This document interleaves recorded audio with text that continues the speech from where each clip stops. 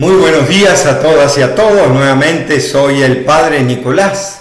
Desde aquí, desde Jutiapa, Guatemala, en este miércoles 24 de junio, en que tenemos una fecha muy especial, porque hoy es el aniversario, el cumpleaños del nacimiento de Juan el Bautista.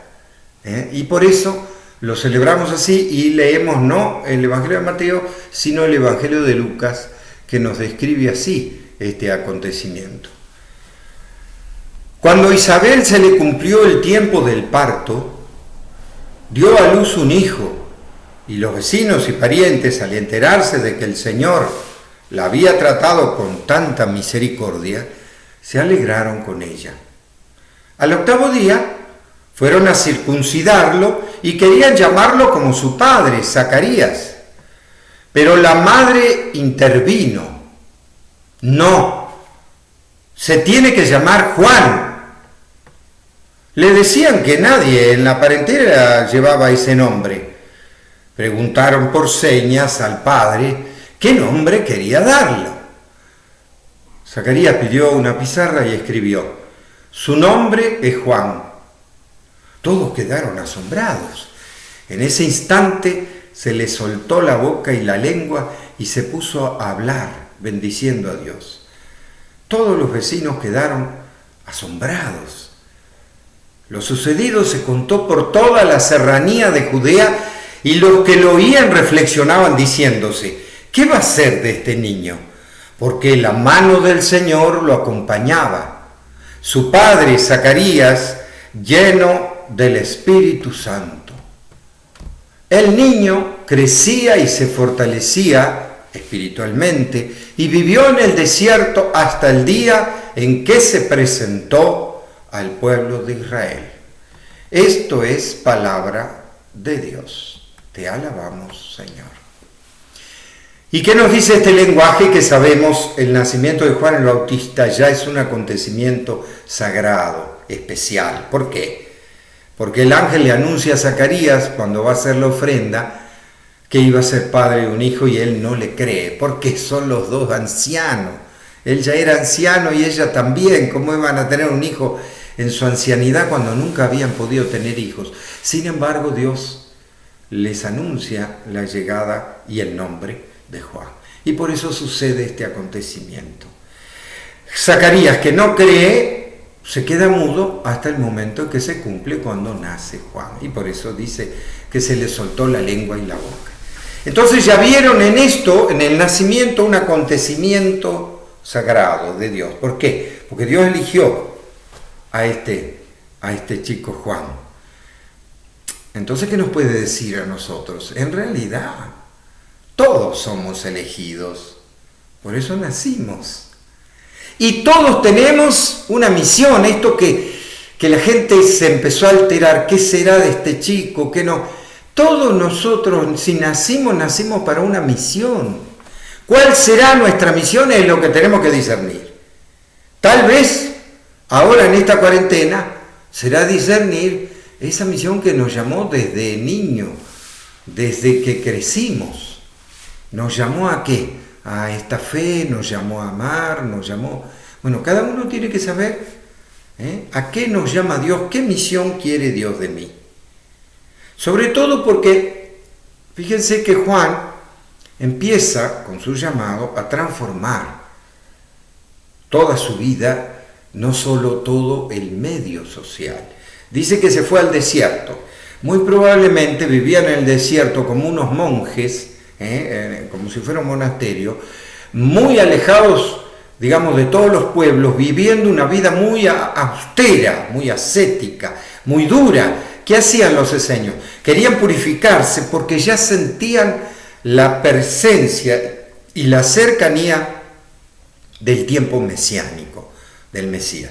Y por eso Juan también siente ese llamado y quiere profundizar su llamado y se va al desierto. Cuando vuelve del desierto, vuelve con una clara misión.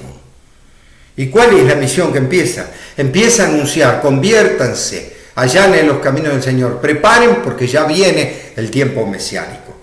Conviértanse, y empieza a hacer este signo. el signo del bautismo. Por eso le llaman Juan el Bautista. Hasta ese momento nadie había hecho ese signo. Los judíos se circuncidaban cuando nacían, no se bautizaban. Pero Juan es el primero que empieza con este signo, que se ve que fue un acontecimiento conmovedor en el pueblo, porque esto de sumergirse en el agua para purificarse de los pecados y renacer a una vida nueva, limpiarse la vida. Y entonces tuvo que haber sido un acontecimiento muy grande, porque inclusive le llegó a Jesús este llamado. Y dice, ¿cómo? Claro, la fama de Juan. Jesús vivía en Nazaret, o sea, unos casi 70 kilómetros de donde empezó a predicar Juan. ¿Cómo llegó 70 kilómetros? Antes no había celulares y comunicaciones. Tuvo que haber sido de boca en boca, se lo llevaron. Y no solo, el llamado tuvo que haber sido tan fuerte y tan impactante de Juan en el pueblo, que a Jesús le hace dejar su casa. Jesús deja su casa y se lanza al camino de unos casi 70 kilómetros a pie. En aquella época eran varios días, con una vida y un sacrificio muy duro. Sin embargo, de todo el pueblo de Israel iban a Juan para bautizarse. Y Jesús también siente en su vida ese llamado y dice, voy a ir a Juan. Él va hasta Juan y se bautiza con Juan. Muy probablemente lo que históricamente tuvo que haber acontecido es que Jesús, después de haberse bautizado con Juan, haya sido un discípulo de Juan. O sea, sintió ese mensaje de Juan en el corazón. Y al sentir el mensaje de Juan, Jesús sigue los pasos de Juan. O sea, muy probablemente fue primero discípulo de Juan y después hace lo mismo que Juan. ¿Qué quiere decir? Se va al desierto a buscar su identidad, su llamado, como lo había hecho Juan. ¿Ven? O sea, Jesús sigue los pasos de este Juan. Y solamente eso, no, mucho más. Porque después Juan empieza su vida pública y a hacer estos signos, ¿ven? Y el mismo Juan se entera de que Jesús, al volver del desierto, empieza a bautizar. Pero no solo, acá empiezan los cambios. ¿Por qué?